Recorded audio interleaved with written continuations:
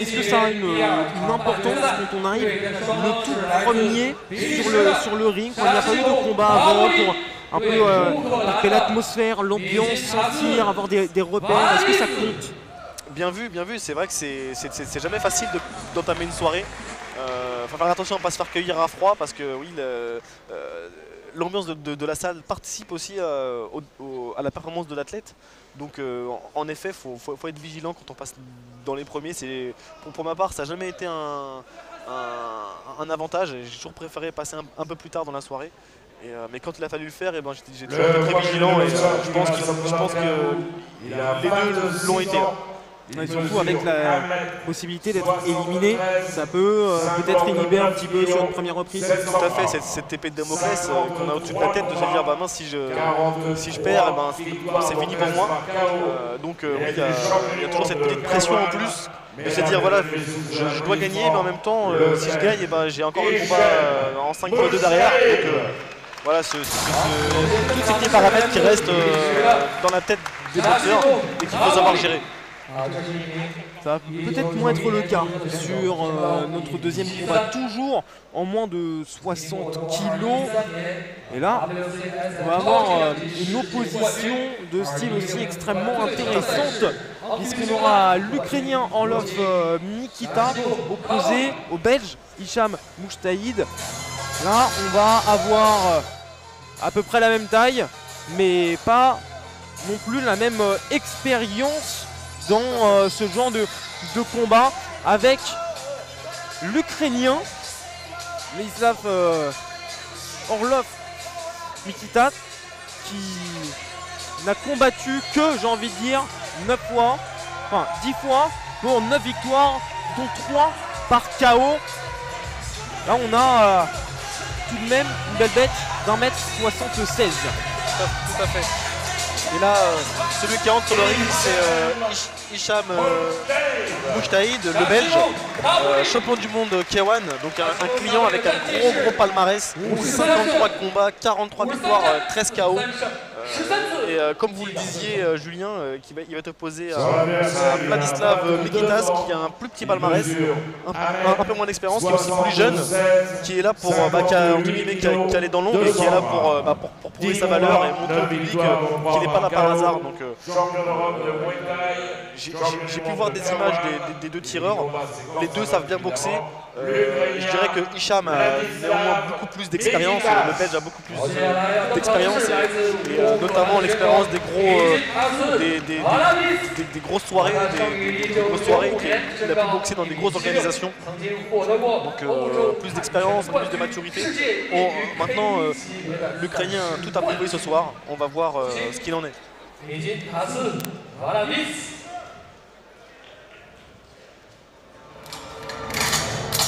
L'entrée de l'Ukrainien.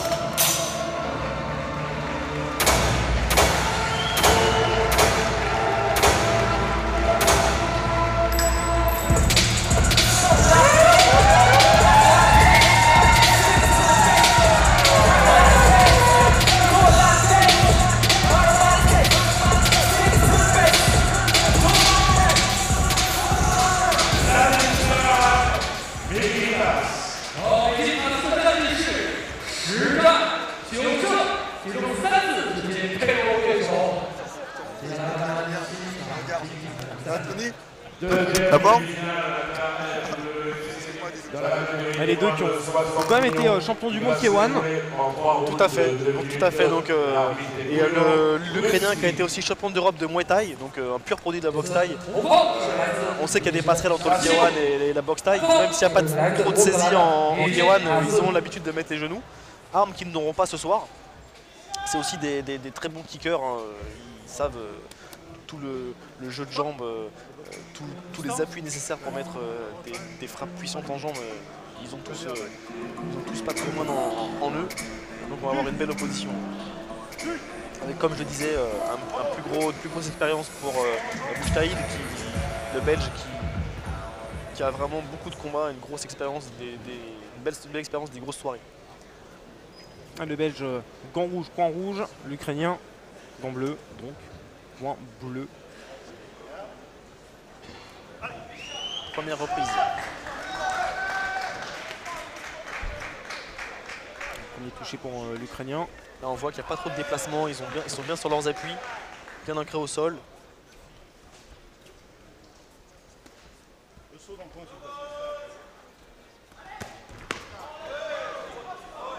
On voit le Belge qui frappe très fort en bas.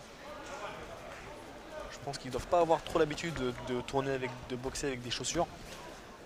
Donc je pense qu'ils se sont préparés spécifiquement avec, mais c'est pas leur vêtements avec lesquels ils ont l'habitude de s'entraîner et notamment de combattre. Ouais, c'est peut-être pour ça qu'on voit beaucoup plus de points pour l'instant. Tout à fait. Sur cette première reprise. Et on voit que c'est du à toi à moi, ça bloque bien dans les jambes. Ça se regarde un peu pour le moment. Ici là on voit un beau crochet là, de Hicham, le Belge. Beau chassé frontal encore. Là, un beau fouetté jambe avant là, de l'Ukrainien qui a piqué au corps. On voit qu'il sait se servir de la chaussure, l'Ukrainien. Il a dû se préparer spécifiquement. Là, on voit encore le Belge qui frappe très fort sur l'intérieur de la jambe avant avec un fouetté bas. Qui d'ailleurs tente de mettre la jambe arrière, mais l'Ukrainien veille et bloque. Ouais, contrairement au précédent, on s'observe beaucoup moins. Là, on tape un petit peu plus, j'ai l'impression. Tout à fait, tout à fait. On voit que là, ils sont déjà en plein dans le combat là. On voit Hicham qui avance, qui vient d'être touché un peu au niveau du visage. Là, il a pris un petit crochet. Ça l'a fait un petit tubé. Donc je pense que l'Ukrainien l'a vu, il accélère. Ouais, il accélère bien dans les cordes. Et à la cloche en plus. Je dirais pas sauvé par le gong, mais presque, parce qu'il a un petit tubé là, le Belge, un peu cueilli par un beau crochet au menton de l'Ukrainien. Il est déjà bien marqué, hein. Déjà bien marqué le Belge, Hicham Mouchtaïd sur cette première reprise. Tout à fait. Là, ils profitent de leur minute de récupération. Il faut savoir, c'est sur un format là, 3 minutes, 2 minutes de travail et 1 minute de récupération. Donc je pense qu'on va entamer la deuxième reprise à 200 à l'heure parce que je pense que là le Belge sait qu'il a été touché. Il va avoir, je pense, une petite montée d'orgueil pour montrer qu'il est présent parce que, comme on l'a dit précédemment, ça va très vite. 3 reprises, on a peu de temps pour s'exprimer. Il faut tout donner pendant les 3 reprises. On a un petit peu de statut favori sur cette rencontre, hein, avec 53 combats pour 43 victoires, 13 par KO, alors qu'en face son adversaire n'a combattu que 10 fois pour 9 victoires. On a quand même ce petit statut à assumer. Tout à fait, tout à fait. Donc il y a le statut d'un côté, et puis de l'autre côté, il y a celui qui est dans l'ombre, celui qui veut prouver et qui pour l'instant est bien dans son combat.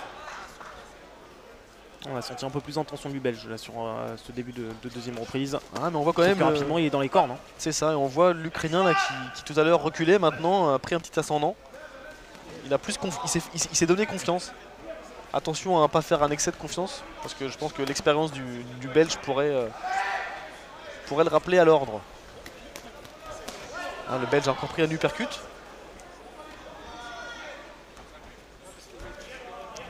Vladislav qui cadre, qui met un beau fouetté jambe avant encore. Encore un. On voit bien, c'est la chaussure qui vient de toucher.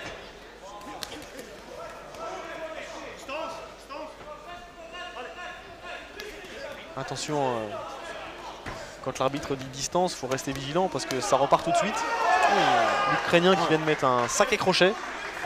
Pardon, le Belge Hicham qui vient de mettre un sacré crochet. Cette confiance. Un peu surpris peut-être de voir aussi Hicham revenir d'autres intentions dans cette reprise. C'est après ça passe sur la gestion de l'effort. On voit le Belge qui tente aussi des choses depuis tout à l'heure. C'est la deuxième fois qu'il tente un chassé tournant. Et oui, en effet, faire attention pour l'Ukrainien de ne pas se faire surprendre. C'est lui maintenant qui est touché au visage. Hein. C'est lui qui est vraiment touché, point droit, point gauche. Percute tenté encore. Qui passe d'ailleurs, qui touche Hicham qui revient bien là dans la deuxième reprise. Du moins dans cette fin de deuxième reprise. Ouais, bien déséquilibré aussi alors qu'il a tenté de riposter à ce crochet de Hicham. C'est ça.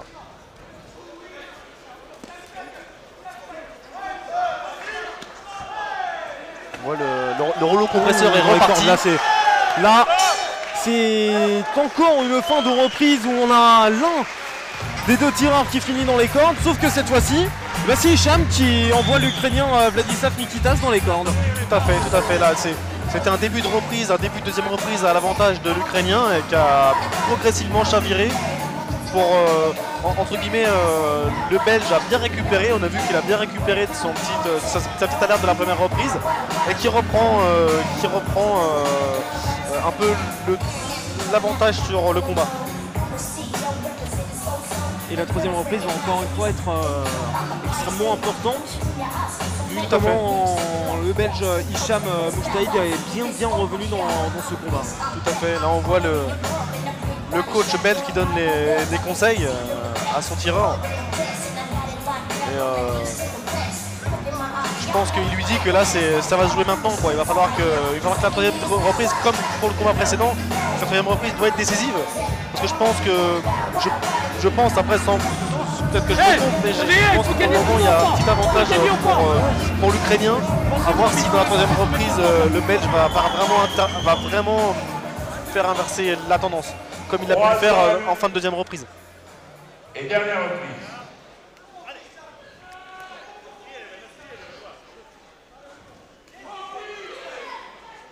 Prise de risque obligée maintenant.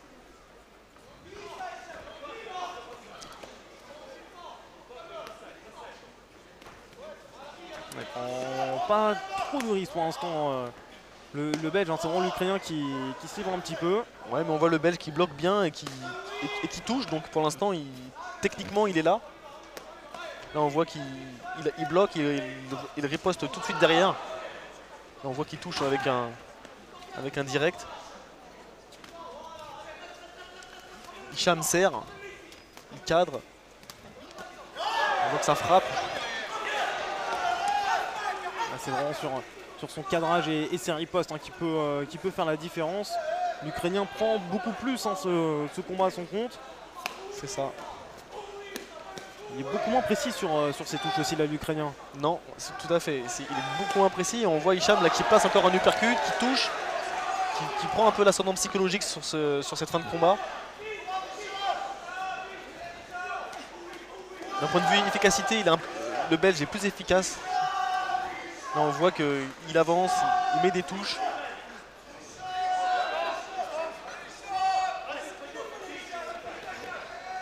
Quoi qu'il arrive, les deux se sont vraiment livrés à fond sur ce premier combat. L'arbitre demande au tireur d'aller au coin neutre parce qu'il va demander un avertissement. Il demande un avertissement pour le tireur coin bleu, l'Ukrainien. Qui il me semble a été prononcé. J'ai pas vu la décision, il me semble que bien qu'il a été prononcé. Il me semble qu'il y a eu majorité aussi hein, pour ce ceinturage. Tout à fait, pour accrochage répété. Ah, ça met dans une position encore plus délicate là, c'est ça. Sur ça veut dire cette fin de reprise. Ça veut dire que sur le décompte des juges, il a un point de moins. Donc ça peut être décisif, surtout qu'on voit que là le Belge qui revient à fond, qui touche. Ça peut être décisif ce type d'avertissement. Fin du combat, l'arbitre va les rappeler, c'est quelque chose que nous n'avons peut-être pas l'habitude les tireurs étrangers, c'est qu'en savate boxe française et en savate pro notamment, on salue à la fin de chaque combat. On salue au début et on salue à la fin. Ça fait partie un peu des règles ancestrales et on peut voir dans tous les arts martiaux et qui est aussi propre à la savate boxe française. On a toujours ce cadre traditionnel, ce respect des traditions jusqu'au bout. C'est aussi quelque chose qui peut être inculqué aujourd'hui et remis au centre de l'événement. Tout à fait, c'est vraiment partie des valeurs du sport, de la savate boxe française. Et dans la valeur éducative, bah, c'est le respect de... on se fait de la guerre pendant 3 rounds, mais après ça, ben, on se salue et c'est fini, on passe à autre chose.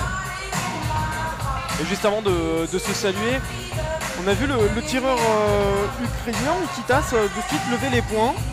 Oui, alors ça c'est des choses qu'on voit beaucoup dans les autres disciplines. C'est un peu l'intox pour dire voilà j'ai gagné, marquer un peu le visage des officiels et puis c'est aussi se donner confiance et influencer peut-être une décision qui pourrait être serrée. Elle va l'être. Elle va l'être. Après là, honnêtement avec l'avertissement et la fin de combat du Belge, voilà, moi je pronostiquerais une petite victoire du Belge. On va voir si les juges me donnent raison ou pas.